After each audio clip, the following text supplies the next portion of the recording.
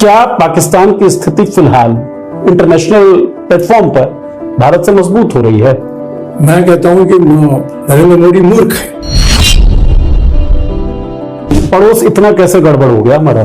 क्योंकि तुम डरपोक हो, चाइना को कह सकते हो।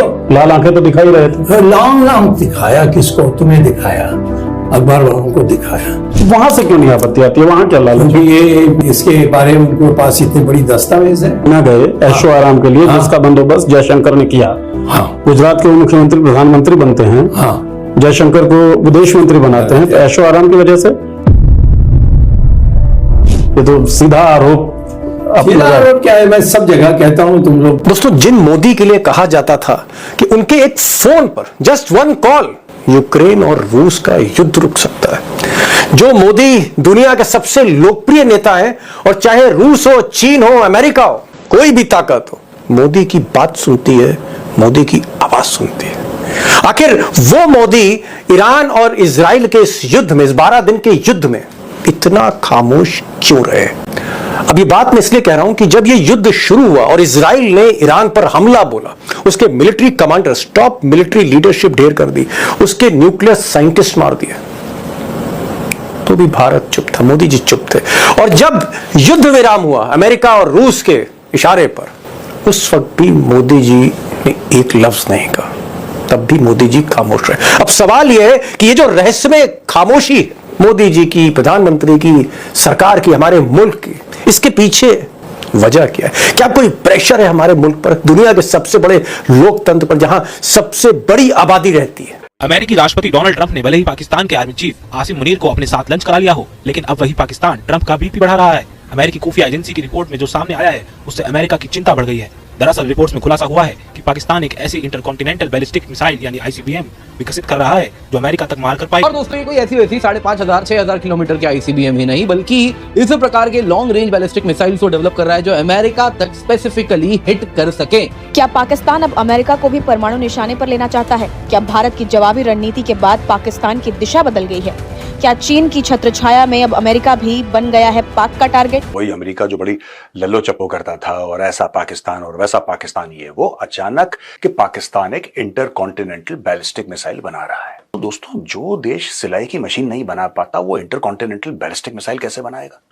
आज की तारीख में डोनाल्ड ट्रंप ये कह रहा है कि नहीं साहब, ये तो बड़ा गलत है और पाकिस्तान ने बिल्कुल गलत करा, पाकिस्तान को ऐसा नहीं करना चाहिए। शर्मनाक इसलिए कि भारत की ओर से राजनाथ सिंह और डोभाल वगैरह वहां पर थे, और वहां पर ज्वाइंट कम्युनिकेशन तो इशू नहीं हो पाया, क्योंकि बड़े बड़े शब्दों में भारत में स्टोरी सुनाई गई कि राजनाथ सिंह ने अपने पेन यूज नहीं किया, पेन रख दिया और ज्वाइंट डिक्लेरेशन के ऊपर साइन करने से मना कर दिया, क्योंकि उसके अंदर पहलगाम का जिक्र नहीं था, जबकि जाफर एक्सप्रेस और बलूचिस्तान के जिक्र थे। जब आपत्ति उठाई गई तो उन्होंने कहा कि यही कम्युनिकेशन रहेगा, चेंज नहीं किया जाएगा। तो राजनाथ सिंह ने कहा कि हम साइन नहीं करेंगे। अब साइन नहीं करेंगे तो ज्वाइंट कम्युनिकेशन इशू नहीं हुआ। फिर राजनाथ सिंह का उससे पहले एक स्टेटमेंट आता है कि one country who is spreading the terror all over, he should be condemned by the SCO summit. लेकिन राजनाथ सिंह वो हिम्मत नहीं जुटा पाए कूटनीति के अंदर कि उस कंट्री का नाम ले सके। है ना, है कमाल की बात। राजनाथ सिंह हिम्मत नहीं जुटा पाए कि उस कंट्री का नाम ले सके, लेकिन बाकी सारे कंट्री से एक्सपेक्ट करने लगे कि वो उस कंट्री का नाम लेके क्या कहते हैं, उसकी मजम्मत करें, उसको कंडेम करें, जिसका नाम पाकिस्तान है। जब भारत कूटनीति रूप से इतनी हिम्मत नहीं रखता, इतना करेज, इतना साहस नहीं रखता कि भाई अल्टीमेटली आप उसको अपना नाम लो, उसके आगे वहां पे पाकिस्तान का नाम लो, कंडेमनेशन में आपने नहीं लिया। दूसरी बात, जब राजनाथ अपनी स्पीच भी दे चुके तो उसके बाद एक और हादसा होता है। उसके बाद ख्वाजा आसिफ की स्पीच आती, जो कि पाकिस्तान के डिफेंस मिनिस्टर थे। उन्होंने कुछ ऐसा कहा कि जिसपे राजनाथ सिंह को आपत्ति हुई। राजनाथ सिंह उसके ऊपर बोलना चाहते थे, बाद में उनको चाइना ने अलाउ नहीं किया, जो कि चेयरमैन था। चाइना ने इसलिए अलाउ नहीं किया, बोलते यहां पर क्वेश्चन आंसर्स नहीं होते, ना ही किसी की रिप्लाई दी जाती है, सबकी अपनी अपनी स्पीचेज हैं, बोल के चले जाते हैं, और यहां पर दोबारा स्पीच देने की आपको अनुमति नहीं दी जाएगी। तो राजनाथ तिल मिला के रह गए कि मुझे दोबारा स्पीच देने की अनुमति क्यों नहीं दी गई, मुझे अपने पॉइंट्स रखने की अनुमति क्यों नहीं दी गई। बोलते नहीं, यहाँ पे आर्गुमेंट्स नहीं होते, सबकी अपनी अपनी स्पीच है, सब अपनी स्पीच देके चले जाते हैं और आपको सुनना पड़ता है। इसके अलावा आपके पास कोई रास्ता नहीं है, और हमारी परंपरा भी ये नहीं है कि हम आपको 2 बार बोलने का मौका दें यहाँ पर। इससे भारत को और तिलमिलाहट हुई, और खासतौर से राजनाथ सिंह को तिलमिलाहट हुई कि मुझे जो ख्वाजा आसिफ ने जो इल्जामात लगाए थे भारत के ऊपर, उसका वो जवाब नहीं दे पाए। तो पहला तो ये होगा कि भारत उस हिम्मत को नहीं जुटा पाया जिसके द्वारा कि वो पाकिस्तान का उस मंच पर जाकर नाम लेता और फिर ज्वाइंट डिक्लेरेशन पे साइन नहीं किया, ये कह के कि पहलगाम नहीं था। लेकिन ये उम्मीद करना ज्वाइंट स्टेटमेंट के बाद में जो उनका अपना स्टेटमेंट आता है कि some country is spreading the terror in the world and he should be named by the SCO summit। तो भैया सम कंट्री कौन सा है बताओ तो सही। तो इंडिया खुद नाम लेने को तैयार नहीं है, लेकिन चाहता है कि बाकी SCO के जो कंट्री थे, समिट के जो कंट्री थे, वो उसका नाम लेके उसकी मजम्मत करें, उसको कंडेम करें, क्रिटिसाइज करें।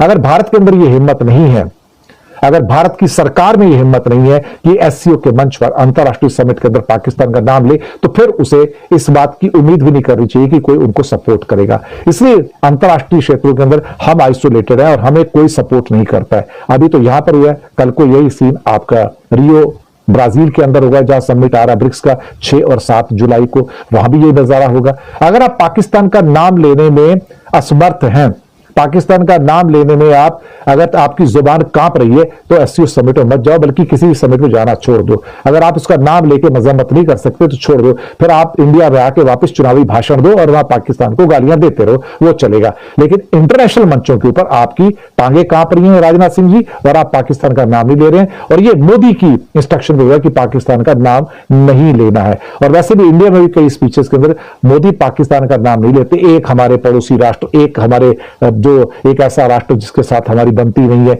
ऐसे कह के उल्टी उल्टी बातें करते हैं और डायरेक्ट नाम लेने से हिचकिचाते हैं। शायद अंदर ही अंदर से सरकार बहुत डरी हुई है कि पाकिस्तान तो इस टाइम आइसोलेट। क्या हम पर कोई प्रेशर है जिसकी वजह से हम दिल की बात कहने में घबरा रहे हैं, हिचकिचा रहे हैं? आखिर वजह क्या है? अब ये जो सवाल है, जो खामोशी है, मिस्टीरियस साइलेंस, रहस्यमय खामोशी, कोशिश करूंगा इस वीडियो में उस राज को खोलूं आपके सामने। अब सच्चाई यह है कि ईरान में आज की तारीख में जो इस्लामी हुकूमत है, उस हुकूमत के जो रिश्ते भारत की मिट्टी से, ऐसे रिश्ते इस हुकूमत के दुनिया के किसी मुल्क से नहीं है। वो चाहे अफगानिस्तान हो, वो चाहे सऊदी अरब हो, वो चाहे इराक हो, वो चाहे फिलिस्तीन हो, ऐसे रिश्ते जो भारत के साथ हैं। लेकिन क्या आपको लगता है कि ये मोदी जी का फेलियर है, हमारी फॉरेन पॉलिसी का फेलियर है कि हमारे आंखों के सामने दो मुल्क जंग लड़ रहे हैं, दोनों से अच्छे ताल्लुकात हैं और हमारी कोई भूमिका नहीं? और जब इजराइल ने ईरान के ऊपर आक्रमण किया तो वो एक ऐसा मौका था जिसमें कि भारत को साफ तौर पर स्टैंड लेना चाहिए था और कहना चाहिए था कि ये गलत हुआ। जब यूएस ने अपने बम छोड़े ईरान के न्यूक्लियर ठिकानों पर, वो एक ऐसा मौका था जब भारत को एक क्लियर स्टैंड लेना चाहिए था कि ये ठीक नहीं हो रहा है। और देखिए, विदेश नीति में आपका जो राष्ट्रीय हित है वो सर्वोपरि है, लेकिन भारत जैसे देश के विदेश नीति में एक नैतिकता का इनपुट बराबर रहा है। हम जहां नैतिकता का सवाल रहा है वहां पर कभी हमने बिल्कुल खामोश रहने का काम नहीं किया है। हमने बोला है, साफ सामने आके बोला है। और इसीलिए मुझे सख्त अफसोस है एक भारतीय के नाते कि इतना बड़ा कांड हुआ इजराइल, और आज गाजा पट्टी में कितने लोग मारे जा रहे हैं, कितने दिनों से मारे जा रहे हैं, बेबस महिलाएं और बच्चे मारे जा रहे हैं। दीपक जी, आज तक भारत ने कुछ बोला इस पर? इतनी बड़ी ये फेलियर है हमारी। मोदी जी का एक पॉलिसी है, चुप रहो, खामोश रहो, सब कुछ ठीक हो जाएगा।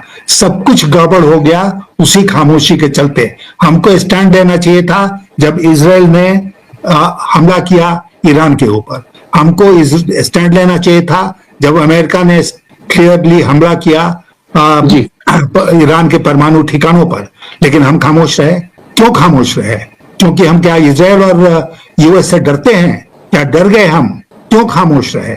जी, क्यों हम बिल्कुल भूल गए कि भारत की एक परंपरागत नीति रही है इन सब मामलों में? ऐसा नहीं है कि पहली बार हमारे सामने इस तरह के मुद्दे आए, हमने पहले भी इस तरह के मुद्दे। जी, आप तो विदेश मंत्री रहे, आप कोई पत्रकार नहीं। मैं किसी पत्रकार का इंटरव्यू तो कर नहीं रहा, मैं देश के पूर्व विदेश मंत्री का इंटरव्यू कर रहा हूं, एक ऐसा शख्स जो विदेश नीति में जिस आपका इतना मान सम्मान है। मैं ये पूछना चाह रहा हूं कि मोदी जी खामोश क्यों रहे? मैं एक देश के विदेश मंत्री से पूछ रहा हूं कि भाई सिन्हा साहब, ये बताइए, मिस्टर मोदी साइलेंट क्यों थे? मैं वो वजह जानना चाह रहा हूं, क्यों हो सकते हैं? मतलब मुझे क्लियर, मैं स्पष्ट रूप से कहना चाहूंगा कि मुझे ये बात समझ में नहीं आ रही है। जब तक कि, जैसे मैं पहले भी कह चुका हूं कि अमेरिका का मोदी जी के ऊपर इतना दबाव है, किसी कारण को लेकर, जिसके चलते मोदी जी कभी भी अमेरिका की मर्जी के खिलाफ नहीं जाएंगे। और अमेरिका पूरी तरह से इजराइल के साथ खड़ा था, इसीलिए उसने ईरान के न्यूक्लियर ठिकानों पर बमबाजी की। इजराइल और अमेरिका एक साथ खड़े थे और मोदी जी तटस्थ नहीं थे, मोदी जी उनके साथ खड़े नजर आए। खामोश रहकर मोदी जी ने यह साबित कर दिया कि मैं इजराइल और अमेरिका के खिलाफ कभी किसी इश्यू पर स्टैंड नहीं लूंगा। अब इसके पीछे क्या राज है, कौन सा दबाव ट्रंप इनके ऊपर बनाते हैं, मैं नहीं जानता हूं, लेकिन जाहिर है कि मोदी जी अमेरिका के दबाव में लगातार काम करते रहे हैं और इस गंभीर मुद्दे पर भी उन्होंने उसी तरह काम किया। लेकिन सिन्हा साहब, आप ब्यूरोक्रेट भी रहे, आप अफसर भी रहे, आप मंत्री भी रहे और टॉप लेवल पर रहे। आईएएस ऑफिसर होना मामूली बात नहीं है, देश का विदेश मंत्री होना मामूली बात नहीं है, वित्त मंत्री होना मामूली बात नहीं है। मैं एक चीज पूछ रहा हूं कि अगर मोदी खामोश थे तो जो हमारे इंडियन फॉरेन सर्विस के इतना बड़ा विदेश मंत्रालय है, उसमें इतने अफसर हैं, आप जैसे अफसर भी वहां होंगे, क्या उन्होंने नहीं कहा कि मोदी जी आप गलत कर रहे हो? भाई कोई ऑफिसर तो समझाएगा कि भाई इससे नुकसान होगा भारत को, या भारत की छवि ठीक नहीं जा रही है। तो क्या अफसर भी मोदी जी की सरकार में चुप है या चापलूस हैं या मेरिट पर नहीं उनको चुना गया है? अफसर क्यों खामोश है आज के दौर में? अफसर खामोश इसलिए हैं कि वो जानते हैं कि ये सरकार प्रतिशोध की भावना से काम करती है। और प्रतिशोध की भावना जो है वो केवल इस बात तक सीमित नहीं है कि आप जिस पद पर हैं उस पद पर से आपका ट्रांसफर हो जाएगा, कहीं गंदी जगह आप भेज दिए जाएंगे या गंदे पोस्ट पर भेज दिए जाएंगे, बल्कि आपके खिलाफ ईडी, सीबीआई, इनकम टैक्स ये भी लग सकता है। तो इसलिए ब्यूरोक्रेसी पूरी तरह से डिमोरलाइज है आज के दिन, चाहे वो फॉरेन मिनिस्ट्री की ब्यूरोक्रेसी हो या कोई और ब्यूरोक्रेसी हो, और उनके अंदर हिम्मत नहीं है। वो ठाकुर सुहाती बात करने लगे हैं कि भाई मोदी जी को क्या पसंद आएगा, मोदी जी क्या चाहते हैं, उसी तरह की बात करो। ये स्थिति आ गई है और मैं मानता हूं कि बहुत बड़ा डिक्लाइन आज ब्यूरोक्रेसी में भी हुआ है, जहां किसी को हिम्मत नहीं है कि वो प्रधानमंत्री के सामने खड़े होकर बोले कि भाई ये रास्ता गलत है, इस रास्ते भारत को नहीं जाना चाहिए, हमें इस रास्ते जाना चाहिए क्योंकि ये सही रास्ता। बड़ी बात, पूर्व विदेश मंत्री और पूर्व विदेश सचिव जो एक आईएएस ऑफिसर भी थे, उनका ये कहना है कि इस दौर में जो आईएएस ऑफिसर हैं या फॉरेन सर्विस के जो ऑफिसर, इनकी हिम्मत नहीं है कि मोदी जी को बता सके कि सही है या ये गलत है। दिन है तो दिन कहें, रात है तो रात के, इस तरह की ब्यूरोक्रेसी में रीढ़ नहीं बची है। तक न्यूक्लियर बॉम्ब गिरेगा तो अब इनको समझ आ रहा है कि ये न्यूक्लियर बॉम्ब केवल भारत के लिए नहीं है, एक दिन अमेरिका भी पहुंचेगा। तो दोस्तों यहाँ पे बड़ा ही इंटरेस्टिंग आप देखिए सब कुछ होता हुआ दिख रहा है। जिस प्रकार से टाइमिंग ऑफ द रिपोर्ट्स हैं वो यही कह रहे हैं कि देखिए ईरान को जब हमने साफ किया है तो दूसरा, ईरान तो फिर भी रिस्पॉन्सिबल है पाकिस्तान की तुलना में। पाकिस्तान के पास न्यूक्लियर बॉम्ब होना बंदर के हाथ में झुंझुना दे दिया है हमने, तो कहीं ना कहीं बंदर। क्या पाकिस्तान अब अमेरिका को भी परमाणु निशाने पर लेना चाहता है? क्या भारत की जवाबी रणनीति के बाद पाकिस्तान की दिशा बदल गई है? क्या चीन की छत्रछाया में अब अमेरिका भी बन गया है पाक का टारगेट? हम ऐसा क्यों कह रहे हैं, चलिए आपको बताते हैं। दरअसल हाल ही में एक अमेरिकी खुफिया रिपोर्ट ने गंभीर चिंता जताई है कि पाकिस्तान गुपचुप तरीके से परमाणु युक्त यानी ICBM इंटरकॉन्टिनेंटल बैलिस्टिक मिसाइल विकसित कर रहा है, जो अमेरिका तक हमला कर सकती है। ये रिपोर्ट ऐसे वक्त में आई है जब भारत के ऑपरेशन सिंदूर के बाद पाकिस्तान अपने परमाणु कार्यक्रम को चीन की मदद से उन्नत करने में जुट गया है। ये रिपोर्ट मशहूर अमेरिकी मैगजीन फॉरेन अफेयर्स में छपी है। अमेरिकी अधिकारियों के हवाले से रिपोर्ट में कहा गया है कि अगर पाकिस्तान ऐसी मिसाइल विकसित करता है तो वाशिंगटन उस देश को परमाणु दुश्मन देश घोषित कर देगा। बता दें कि परमाणु हथियार रखने वाला कोई भी देश जिसे अमेरिका के लिए खतरा समझा जाता है उसे परमाणु विरोधी या दुश्मन घोषित कर दिया जाता है। फिलहाल रूस, चीन और उत्तर कोरिया अमेरिका का विरोधी देश समझा जाता है। अमेरिकी अधिकारियों के हवाले से रिपोर्ट में कहा गया है कि अगर पाकिस्तान को ICBM मिल जाता है तो वाशिंगटन के पास उसे परमाणु विरोधी मानने के अलावा कोई विकल्प नहीं बचेगा। वही अमेरिका जो बड़ी लल्लो चप्पो करता था और ऐसा पाकिस्तान और वैसा पाकिस्तान, ये वो अचानक इंटेलिजेंस कम्युनिटी में फिक्र का माहौल है, if I may use that word, कि पाकिस्तान एक इंटरकॉन्टिनेंटल बैलिस्टिक मिसाइल बना रहा है। तो दोस्तों, जो देश सिलाई की मशीन नहीं बना पाता वो इंटरकॉन्टिनेंटल बैलिस्टिक मिसाइल कैसे बनाएगा? जाहिर सी बात है, ये टेक्नोलॉजी बाहर से आई है, क्योंकि पाकिस्तानी कभी आतंकवादियों के अलावा तो और कुछ बनाते नहीं है, या तो आतंकवादी बनाते हैं, दूसरों को बेवकूफ बनाते हैं। अब ये टेक्नोलॉजी आई क्यों? सबसे बड़ी बात आई क्यों? आज की तारीख में डोनाल्ड ट्रंप ये कह रहा है कि नहीं साहब ये तो बड़ा गलत है और पाकिस्तान ने बिल्कुल गलत करा, पाकिस्तान को ऐसा नहीं करना चाहिए था और ऐसा वैसा।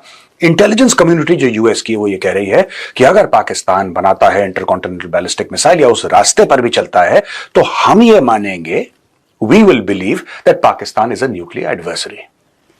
ये हुआ क्यों है? अब आप ये बोलेंगे साहब इंटरकॉन्टिनेंटल बैलिस्टिक मिसाइल मतलब 5000, 8000, 12000, 15000 किलोमीटर की मारक क्षमता वाला एक वेपन, और पाकिस्तान का दुश्मन तो भारत है। तो अगर भारत पे ही उसने मिसाइल मारनी है, चाहे न्यूक्लियर मिसाइल क्यों ना हो, तो क्या उसके लिए अबाबील जो है वो काफी नहीं है, या शाहीन 2 या शाहीन 3 जिसका तकरीबन 2500 किलोमीटर का रेंज है, 2750 अप्रॉक्सीमेटली, गिव और take a few hundred here and there, I may be slightly off by 200 or 300 kilometres. अगर ये इसका स्टेटेड रेंज है तो क्या ये काफी नहीं है? They can hit peninsular India, they can hit any part of India with this missile। अब पाकिस्तान को क्या जरूरत है कि पाकिस्तान इंटरकॉन्टिनेंटल बैलिस्टिक मिसाइल बनाए? पहली बात तो यह है कि चाइना पाकिस्तान को इंटरकॉन्टिनेंटल बैलिस्टिक मिसाइल बनाने की टेक्नोलॉजी दे क्यों रहा है? यह तो हमने प्रूव कर दिया कि पाकिस्तान की खुद की कैपेबिलिटी नहीं है, यह चाइना से लेता है। सबका सब, एवरीथिंग इज चाइनीज सप्लाइड। अब यह सोचिए कि अगर चाइनीज सप्लाइड है तो चाइना सप्लाई कर क्यों रहा है? करता पाकिस्तान है, करवाने वाला कोई और है। कई देशों के पास ये टेक्नोलॉजी नहीं है, वो टेक्नोलॉजी चाहते हैं लेकिन वो किसी और तरीके से पूरे इलाके पे हुकूमत करना चाहते हैं, जैसे कि फॉर एग्जांपल ईरान। दोस्तों स्टोरी ये है कि जैसे नॉर्थ कोरिया को पाला है, चाइना पाकिस्तान को भी पालना चाहता है और पाकिस्तान पलने को तैयार है। पाकिस्तान ने कभी ये नहीं बोला कि ना ना साहब हम पलेंगे नहीं, वो कह रहा है हमें पालो, हमें किराए पे लो, हमें खरीदो, हम बिकने के लिए तैयार हैं, हम किराए पे आने के लिए तैयार हैं। चाइना हेल्प कर रहा है। अब चाइना हेल्प कर रहा है पाकिस्तान को आईसीबीएम बनाने के लिए। अब आईसीबीएम का रेंज आपको पता है, राइट? आईसीबीएम का रेंज 5000, 8000, 10000, 13, 15 जो भी है, फर्दर एंड फर्दर। पाकिस्तान का अगर एक ही दुश्मन है वो है भारत। जैसे पाकिस्तानी कहते हैं कि साहब हमारा एक ही दुश्मन है और उसने ये चूरन सबको बेच रखा है कि हमारी तो सिर्फ प्रॉब्लम भारत से, बाकी तो दुनिया के साथ हमारा बड़ा सुकून का मामला है। दोस्तों दैट इज फेक न्यूज। जैसे ट्रंप कहता है ना फेक न्यूज, वही मैं ट्रंप की नकल मार के कहता हूं फेक न्यूज। इशू यह है कि चाइना भी पाकिस्तान को उसी तरीके से इस्तेमाल करेगा जैसे चाइना नॉर्थ कोरिया को इस्तेमाल कर रहा है। अब आप समझिए, पाकिस्तान के पास आईसीबीएम आ गया, पूरी यूरोप पाकिस्तान के जद में है, पूरा मिडिल ईस्ट पाकिस्तान के जद में है, नॉर्थ अमेरिका पाकिस्तान के जद में है, राइट? अफ्रीका पाकिस्तान के जद में है। अब एक बात बताइए, जब पाकिस्तान एक इनहेरेंटली अनस्टेबल स्टेट है, यह समझिए कि पाकिस्तान के पास इंटरकॉन्टिनेंटल बैलिस्टिक मिसाइल आ जाती है, पाकिस्तान को वो भारत के लिए तो चाहिए नहीं, क्योंकि अगर भारत को मारना है कहीं पे भी किसी भी इलाके में, भगवान ना करे अगर पाकिस्तान अटैक करता है तो शाहीन 2 शाहीन 3 इस्तेमाल करेगा। वो आईसीबीएम क्यों इस्तेमाल करेगा? For what? आज की तारीख में पाकिस्तान एक दूसरा ट्रिगर होगा जो चाइना इस्तेमाल करेगा पूरी दुनिया को डराने के लिए, जैसा उसने नॉर्थ कोरिया को इस्तेमाल करा। पाकिस्तान हमें अपने बराबर का समझता ही नहीं। ईरान, चीन और अमेरिका सब इनके साथ खड़े हैं और हम कहीं के भी नहीं रहे। पाकिस्तान ने हमें कहीं का भी नहीं छोड़ा। अभी तक भारतीय मीडिया की चीखों पुकार जारी कि हमें पाकिस्तान ने कहीं का भी नहीं छोड़ा। मज़ीद अगर इस तरह की रिएक्शन वीडियो आपने देखनी है तो हमारे चैनल को सब्सक्राइब कर लें। वीडियो पसंद आई तो वीडियो को लाइक कर लें और दोस्तों के साथ शेयर भी ज़रूर कर लें। इंशाल्लाह मिलते हैं नेक्स्ट वीडियो में। अल्लाह नेगबान।